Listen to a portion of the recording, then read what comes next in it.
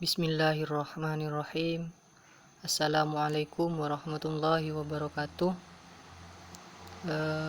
Perkenalkan, saya Muhammad Yefki, NIM U 2018-2027. Pada kesempatan kali ini saya akan menjelaskan mengenai cara mengetahui ilat dalam sebuah hadis.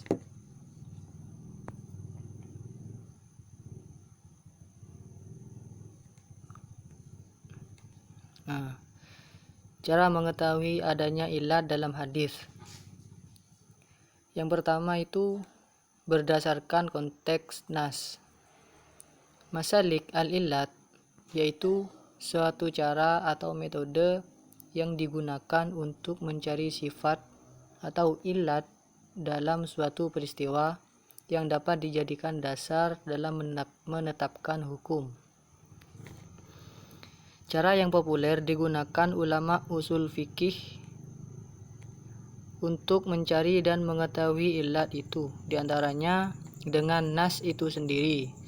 Dalam hal ini, nas-nas Al-Quran dan Sunnah telah menerangkan suatu sifat merupakan ilat hukum dari suatu peristiwa atau suatu kejadian.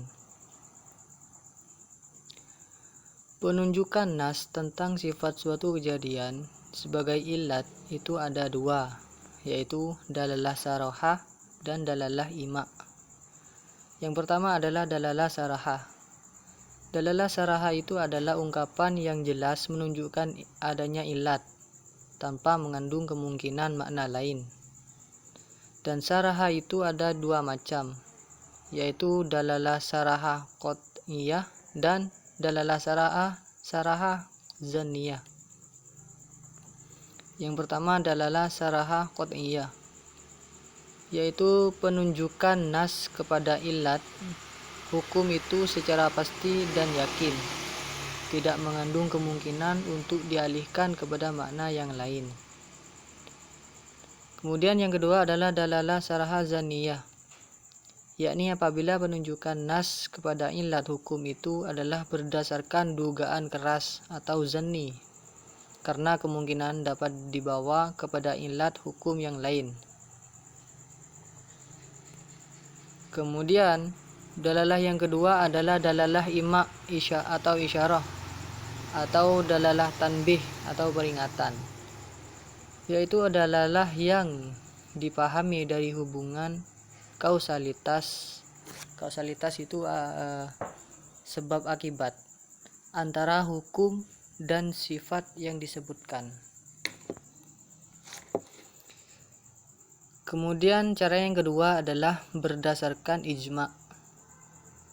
Cara ini merupakan cara yang apabila para mujtahid dalam suatu masa telah sepakat bahwa yang menjadi ilat suatu hukum syara ialah suatu sifat, maka tetaplah sifat itu menjadi ilat bagi suatu hukum tersebut secara ijma.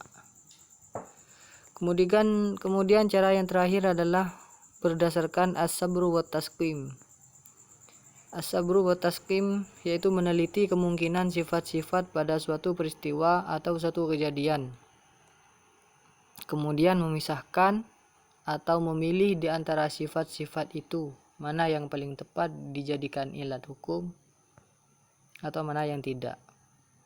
As-sabru wa tasqim dilakukan apabila ada nas tentang suatu peristiwa atau kejadian, tetapi tidak ada nas atau ijma yang menerangkan ilatnya. Mungkin cukup sekian penjelasan dari kami mengenai cara mengetahui adanya ilat dalam sebuah hadis. Kurang lebihnya saya mohon maaf. Wabillahi taufik wal hidayah wa ridha wan inayah. Wassalamualaikum warahmatullahi wabarakatuh.